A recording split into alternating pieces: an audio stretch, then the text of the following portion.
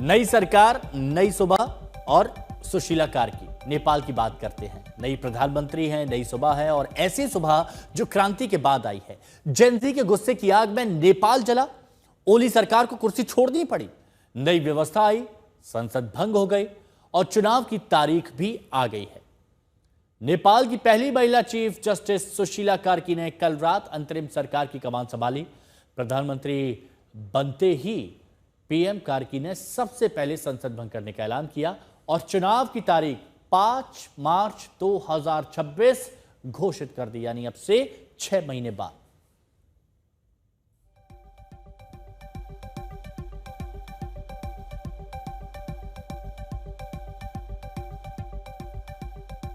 तो सुशीला कार्की के हाथ में अब कमान है, लेकिन आप ये समझिए कि नया नेपाल जेनजी का दौर 5 दिन में नेपाल कैसे बदल गया, कितना बदल गया। क्रांति से एक नई व्यवस्था अब देखने को मिल रही है। लोगों का आक्रोश अब कुछ हद तक शांत हो रहा है क्योंकि एक नई सरकार आ गई, अंतरिम सरकार यहां पर बन गई है। तो 5 मार्च 2026 यानी 6 महीने तक कार्की की सरकार रहने वाली है। चुनावों तक सुशीला कार्की अंतरिम प्रधानमंत्री बन गई हैं और कार्की पहले चीफ जस्टिस ऑफ नेपाल थी और अब प्रधानमंत्री, महिला प्रधानमंत्री नेपाल की बन चुकी हैं। पहला फैसला जब उन्होंने लिया प्रधानमंत्री बनते ही, तो वो संसद भंग करने का था, जो जेनजी की तरफ से मांग की गई थी कि संसद को भंग किया जाए। अब 6 महीने का वक्त है हालात सुधारने के लिए और फिर 5 मार्च को चुनाव होगा जिसमें नेपाल की जनता नेपाल का भविष्य तय करेगी और अपने मताधिकार का इस्तेमाल किया जाएगा। तो मिला क्या है? बहुत से लोगों के मन में ये सवाल चल रहा है। नेपाल के भी कई लोगों के मन में सवाल चल रहा होगा कि जेनजी क्रांति से क्या मिला। तो सबसे पहले तो ओली सरकार का इस्तीफा मिला, ओली सरकार गई, अंतरिम सरकार में कार्की को कमान दे दी गई। सुशीला कार्की जो कि चीफ जस्टिस ऑफ नेपाल थी, उसके बाद अब पहली महिला प्रधानमंत्री बन गई। संसद भंग कर दिया गया। 5 मार्च को चुनाव, जैसा कि अभी आपको बताया, भ्रष्टाचार पर चोट की बात यहां पर कही जा रही है और अब ये उम्मीद की जा रही है कि नेपाल भ्रष्टाचार मुक्त होगा, ऐसा जेनजी का मानना है और यही वो उम्मीद कर रहे हैं। नई सरकार से सुशीला कार्की जब प्रधानमंत्री बन चुकी हैं, चीफ जस्टिस रही हैं, कानून की अच्छी जानकार हैं, तो उनको यही मानना है जेनजी का कि नेपाल को एक बेहतर भविष्य दे पाएंगे। अब ये तस्वीर हम आपको इसीलिए दिखा रहे हैं क्योंकि भारतीय राजदूत जो कि नेपाल में मौजूद हैं, जिनका नाम है नवीन श्रीवास्तव, उनसे जब मुलाकात की नेपाल की प्रधानमंत्री सुशीला कार्की ने, तो भारत की तरफ से हर क्षेत्र में सहयोग का भरोसा जताया गया है, भारत की तरफ से समर्थन दिया गया है। I'm glad that they are choosing a leader. They're choosing somebody to lead the country because you can't have a political vacuum. Secondly, I want to say this, Sushila Karki ji, the former Chief Justice.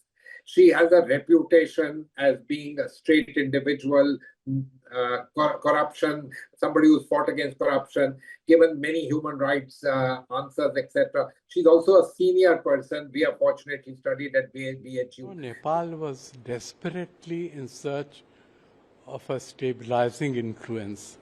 And I think this is a good development because Sushila Karki is known to be an independent person, a fair-minded person, and she'll be able to conduct elections, not like Bangladesh, where no elections have taken place for more than a year, despite having a caretaker government.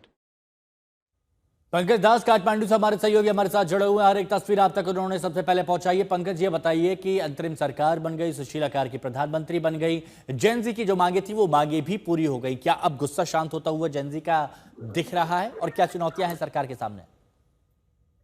बिल्कुल निश्चित रूप से कल सरकार बनने के बाद स्थिति धीरे धीरे सामान्य होती जा रही है और काठमांडू में आज सुबह से ही कर्फ्यू भी हटा दिया गया है, निषेधाज्ञा भी हटा दिया गया है और जनजीवन को सामान्य बनाने की कोशिश हो रही है। लोग अपने घरों से निकल रहे हैं, लोग अपने दफ्तरों में जा रहे हैं, जो रोजमर्रा के काम है वो करने के लिए रोज बाहर निकल रहे हैं। जो पब्लिक ट्रांसपोर्ट है वो भी आज से शुरू हो गया है। तो काठमांडू में कुल मिलाकर जो है स्थिति धीरे धीरे सामान्य बनता जा रहा है।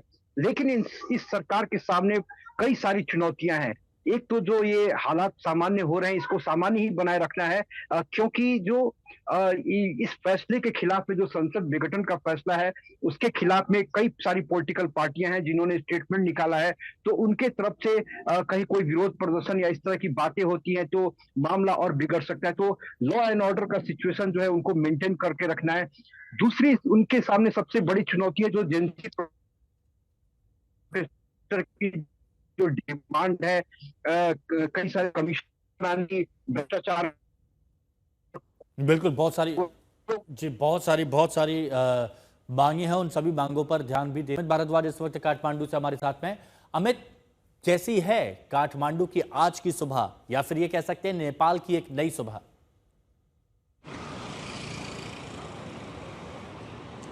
निश्चित रूप से नेपाल की एक नई सुबह दिखाई दे रही है सुमित, और उम्मीद इस वजह से भी बढ़ रही है क्योंकि अगर आप सड़कों का हाल देखेंगे, ये मेन कनेक्टिंग सड़क है और आपको ट्रैफिक इस समय पे बिल्कुल सुचारू रूप से चलता हुआ दिखाई देगा। यातायात के लिए पब्लिक ट्रांसपोर्ट की जो बसें हैं, वैन्स हैं, कैब्स हैं, टैक्सी, बाइक्स है, वो सब कुछ जो हम लोग पिछले कुछ दिनों से मिस कर रहे थे, अब फिर से वापस जिंदगी अपनी पटरी पर लौटती हुई दिखाई दे रही है। और जो आम लोग हैं वो भी अपने काम के लिए अब घर से आराम से निकल पा रहे हैं। युवा पीढ़ी भी खासतौर पे सहज महसूस कर रही है इस वक्त सड़कों पे घूमने के लिए। उसकी वजह यह है कि जेनजीज जो प्रदर्शन के लिए निकले थे, जिस बदलाव के लिए निकले थे, जिस पॉलिटिकल क्लास और पॉलिटिकल सिस्टम के खिलाफ निकले थे, उन सारी लड़ाइयों में उनकी जीत हुई है। प्रेसिडेंशियल ऑर्डर जो कल रात को निकला उसमें बाकायदा इस बात को नोट किया गया कि नेपाल में एक्स्ट्राऑर्डिनरी सिचुएशन और जो युवाओं की जो चाहत थी या उनकी जो भावना थी उसके सम्मान में इस तरह का निर्णय लिया गया है। और बतौर अंतरिम सरकार की प्रधानमंत्री सुशीला कार्की ने शपथ ली। अब जैसा पंकज बता रहे थे कि देखिए ये जिंदगी वापस पटरी पर लौट रही है, लेकिन नेपाल के युवाओं को इस वक्त और भी ज़्यादा उम्मीद होगी, और भी ज़्यादा जो होप्स हैं वो बढ़ गए हैं। कारण क्योंकि 3 बड़े चैलेंजेस इस वक्त हैं। एक तो भ्रष्टाचार के खिलाफ काम करना, पूरे सिस्टम को, सरकारी सिस्टम को ठीक करना, 3 से 6 महीने में यहाँ पे फ्रेश इलेक्शंस करवाने हैं। और इसके साथ साथ जिन लोगों की जान गई, जो शहीद हुए नेपाल की जेनजी क्रांति में, वो उनके ऊपर गोली चलाने का आदेश किसने दिया था, इस बात की जांच होनी है। उन अधिकारियों के खिलाफ कानूनी कार्रवाई होनी है।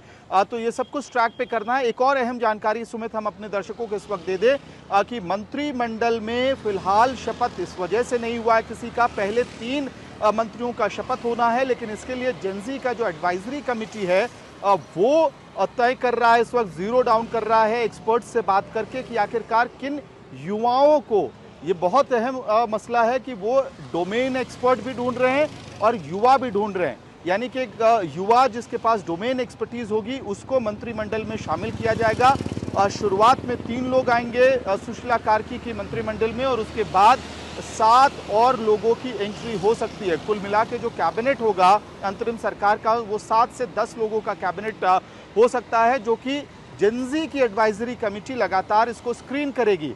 और एक अहम बात, क्योंकि आमतौर पे हमने देखा है जब भी सत्ता का हस्तांतरण इस तरह से होता है, सत्ता परिवर्तन होता है, तख्त पलटता है, तो जो तख्त पलटने वाले लोग होते हैं वो तुरंत ही सत्ता की चाबी अपने पास रखना चाहते हैं। लेकिन जेनजीज ने स्पष्ट रूप से ये कह दिया है कि वो सुशीला कार्की की कैबिनेट में शामिल नहीं होंगे, और वो सुशीला कार्की की कैबिनेट को मॉनिटर करेंगे, उसके काम को डिलीवर करवाएंगे, और पॉलिसी चेंजेस जो नेपाल में आने हैं, जिसके लिए ये क्रांति हुई है, वो पॉलिसी चेंजेस जितनी जल्दी हो उसको इम्प्लीमेंट कराने की कोशिश करेंगे। तो फिलहाल एक बड़ी जिम्मेदारी जेनजी की एडवाइजरी कमेटी पर भी है कि 3 से 6 महीने में चुनाव स्मूथली हो, और लार्जली जो युवाओं का पार्टिसिपेशन है उसमें नई लीडरशिप का पार्टिसिपेशन है, चाहे वो जो एस्पिरेशनल पॉलिटिकल क्लास अब है उनकी बात हो, या फेयरनेस की बात हो, या फिर बालेन शाह जैसे लोगों की बात हो। बहुत सारी चुनौतियां हैं जिसका जिक्र आपने किया। और सुमित आप ही के साथ में अमित काठमांडू में, काठमांडू से सुमित भी हमारे साथ में जुड़े हुए हैं, तो सुमित से भी हम बात कर लेते हैं। सुमित, अभी जो अमित चुनौतियों के बारे में बता रहे थे, उन्हें सुन के लगता है कि ये राह आसान नहीं रहने वाली है सुशीला कार्की की, और जो अंतरिम सरकार बनी है उनकी अगले 6 महीने बहुत मुश्किल भरे होने वाले हैं। जी बिल्कुल, और उन 6 महीनों के अंदर सबसे बड़ी चुनौती, अगर आप फेज वाइज तरीके से देखें तो ये कोई नॉर्मल सरकार या इंटरिम सरकार ऐसी नहीं होगी जिसके लिए सामने सिर्फ और सिर्फ आप कह सकते हैं कि लोगों के ऑब्जेक्टिव्स को, उनकी आशाओं को पूरा करना। सबसे पहले तो नेपाल की जो संस्थानें हैं, यानी जो लगातार इंस्टीट्यूशंस हैं जिनको चलाया गया है, जिनको नुकसान पहुंचा, उनको सुचारू रूप से कामकाज करने पर लाना ही सबसे बड़ी चुनौती होगी। और उसमें वक्त लगेगा हिमांशु, क्योंकि वक्त लगातार जिस तरीके से हमने हिंसक प्रदर्शन देखे उसमें इंफ्रास्ट्रक्चर को बहुत ज्यादा नुकसान पहुंचाया गया है, बहुत ज्यादा आर्थिक नुकसान भी नेपाल को पहुंचा। तो उसको सुचारू रूप से तैयार करना, उसको पटरी पर लाना सबसे पहली प्राथमिकता होगी। उसके बाद दूसरी प्राथमिकता होगी जो लगातार जेनजी लगातार मांग कर रहे थे कि रिफॉर्म्स को या पॉलिटिकल रिफॉर्म्स को किस तरीके से लागू किया जाए, किस तरीके से जो डिस्पैरिटी है हमने देखा इकोनॉमिक आर्थिक चीजों के अंदर, उसको काबू पाया जा सके, उसको लेकर। फिर तीसरा होगा करप्शन का मुद्दा। ऐसे कई महत्वपूर्ण बिंदु हैं, मुद्दे हैं जिनको लेकर काम करना होगा इंटरिम गवर्नमेंट को। और फिर 6 महीने के बाद जब आप दोबारा से फ्रेश इलेक्शंस में जाएंगे, कौन चेहरा होगा, लगातार किसके ऊपर लगातार जो जनता है उसको ऊपर विश्वास करेगी। क्योंकि एक बड़ा मैंने एक चीज जो देखी, भले ही सुशीला कार्की को इंटरिम गवर्नमेंट के तौर पर, एक प्रधानमंत्री के तौर पर चुन लिया गया, लेकिन यहाँ के युवा कहते हैं कि उनको कोई बुजुर्ग नेता नहीं चाहिए। खुद सुशीला कार्की करीबन 73 साल की हैं, लेकिन अब भी कई लोगों से मेरी जो बातचीत, उन्होंने कहा कि हमको ऐसा चेहरा चाहिए जो ना सिर्फ इन पुराने चेहरों से अलग हो, युवा हो, लगातार युवाओं की बात समझ सके, उनकी जरूरतों को समझ सके और ये भी समझ सके कि आखिरकार नेपाल की परिस्थितियां इस समय कैसी हैं। तो ऐसे में आगे के 6 महीने बाद भी परिस्थितियां बहुत ज्यादा हद तक आप कह सकते हैं कि बहुत ज्यादा स्टेबल नहीं होंगी। ये जरूर देखना होगा कि नेपाल की जनता क्या चाहती है, वो किस तरीके के रिफॉर्म्स चाह रही है, वो किस तरीके के अमेंडमेंट चाह रही है अपने कॉन्स्टिट्यूशन में, ताकि एक तरीके के स्टेबल गवर्नमेंट आ सके और लंबे समय के लिए वो सरकार नेपाल में स्थितियों पर काबू पा सके या उसको सुचारू रूप से चला सके। ये सबसे बड़ी चुनौती होगी। बिल्कुल, सुमित, अमित और पंकज दास ने बहुत बारीकी से विश्लेषण किया कि अगले 6 महीने नेपाल के लिए कैसे होने वाले हैं, सुशीला कार्की के लिए होने वाले। शुक्रिया आपका हमारे साथ जुड़ने के लिए।